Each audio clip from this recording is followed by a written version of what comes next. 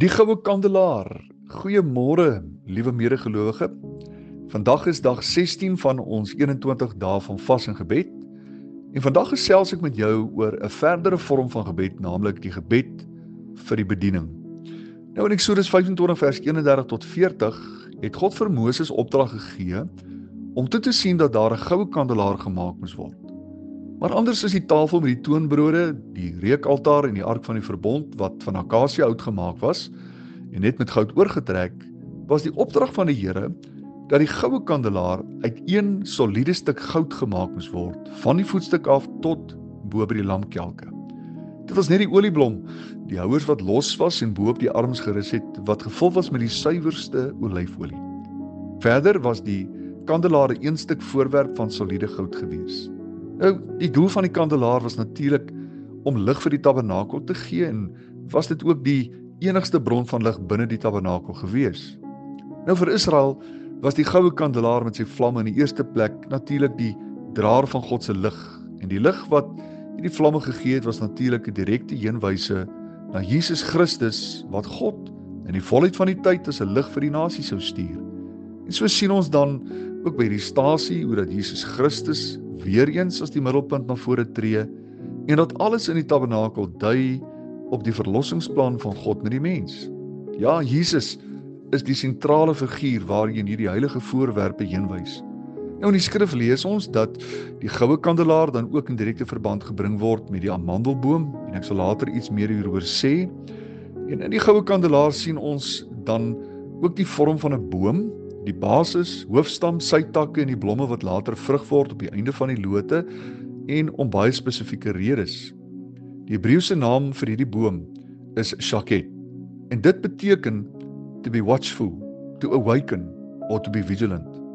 Vir ons as Nuwe Testament gelowiges hou die goue kandelaar vir ons 'n besondere boodskap in, omrede dit in die boek van Openbaring in besondere verband gebring word met Jesus Christus, die gemeente op aarde en ook die koninkryk van God en natuurlik ook die diensknegte van die Here. Lees gerus Openbaring 1 vers 10 tot 20 en jy sal sien dat hierdie stasie dan uiteindelik die plek in die tabernakel is waar ek en jy die voorreg en die verantwoordelikheid opneem om spesifiek te bid vir die liggaam van Christus op aarde. Ja, eerstens vir die sterre wat Jesus in sy hand hou en hierdie sterre is natuurlik die herders van die kudde van die Here, die opsieners van God se gemeentes op aarde. En dan bid ons ook vir die bedieninge wat deel vorm van die gemeente en natuurlik die breër koninkryk van God. Gebed by hierdie stasie is baie belangrik terwyl dit vanselfsprekend is dat ons vir diegene sal intree wat swak, siek en moedeloos is. Ons dikwels dink dat hulle wat voorloop sterk is en daarom nie gebed nodig het nie. Wat ons dikwels nie besef nie, is dat hulle wat voorloop en die lampe van God se lig dra, nie kan slaag sonder die gebedsondersteuning van hulle medegelowiges. Die realiteit is dat as die vyand die herder van die gemeente kan laat val, sal die hele gemeente daaronder lê. Nou daar's talle voorbeelde uit die verlede wat ons herinner aan die manne en vroue van God wat deur Satan tot 'n val gebring is deur versoekings en die geweldige impak wat dit gevolglik op die kerk gehad het. Ja, dieselfde versoekings wat elke ander mens elke dag in die oë staar, moet gemeenteleiers ook op 'n daaglikse basis hanteer. Ons leef in 'n tyd waar die vyand ook alles in sy vermoë sal doen om die diensknegte van die Here in diskrediet te bring en dit wat hulle vir die Here doen te onteer. Daar's 'n spreekwoord wat sê: die hoogste bome kry die meeste wind. Die herder behoort nie alleen vir die skape te bid nie, maar die skape ook vir die herder. Die herder word ook moeg. Ja, hy's nie 'n masjien nie. Die herder word ook versoek. Hy's nie engel nie. Die herder word ook moedeloos en beleef dikwels tye van neerslagtigheid. Die herder het ook 'n hart en kry ook seer en word gereeld teleurgestel. Bid vir jou leier. Hou op om hom te kritiseer. Ja, hulle probeer hulle bes en wil die beste vir God se mense hê. Die Hebreërs skrywer gee hierdie raad aan die gemeente in Hebreërs 13 vers 17 tot 18. Hy sê: Wees gehoorsaam aan julle voorgangers en onderdanig, want hulle waak vir julle siele as diegene wat rekenskap moet gee, sodat hulle dit met blydskap kan doen en nie alsigtende nie. Want dit is vir julle nie nuttig nie. Bid vir ons, want ons is oortuig dat ons 'n goeie gewete het, omdat ons in alles goed wil wandel.